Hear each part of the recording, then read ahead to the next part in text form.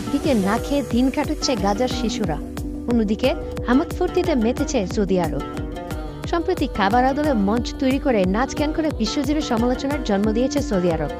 সামাজিক যোগাযোগ মাধ্যমগুলোতে অনেকেই সৌদির অনুষ্ঠান ও গাজার শিশুদের ছবি পাশাপাশি রেখে কঠিন সমালোচনা করছে দেশটির।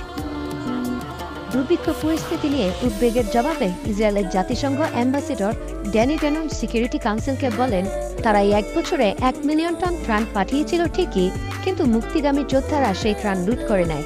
যদিও যোদ্ধারা এই অভিযোগ সম্পূর্ণ অস্বীকার করে। এমন অবস্থায় কোন দিকে যাবে পরিস্থিতি? আরব বিশ্বকে স্টেডিয়াম নির্মাণ বা নাচ গান থেকে অবসর নিয়ে এই নিরীহ নারী ও শিশুদের পাশে দাঁড়াবে? শহরে কিছু স্বেচ্ছাসেবক বাচ্চাদের জন্য খাবার দিচ্ছে ঠিকই, কিন্তু তা কোনোভাবে পর্যাপ্ত হচ্ছে না। খালি থালা হাতে খাবারের সামনে ভিড় করে আছে ছোট ছোট শিশুরা।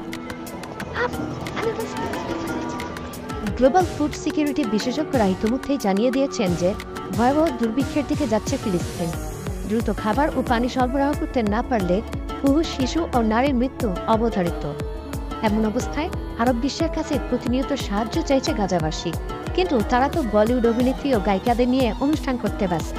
এমনকি বেশ কিছু গণমাধ্যমে প্রকাশিত প্রতিবেদন অনুযায়ী 2034 ফিফা বিশ্বকাপ আয়োজন করতে লক্ষ কোটি টাকা ব্যয়ে স্টেডিয়াম নির্মাণ করছেন মোহাম্মদ বিন সালমান। 1 বছরের বেশি সময় কেটে গেছে ফিলিস্তিন ও ইসরায়েলের যুদ্ধে। একের পর এক বোমাবর্ষণ করে পুরো ফিলিস্তিনকে ধ্বংসস্তূপে পরিণত করেছে ইসরায়েল।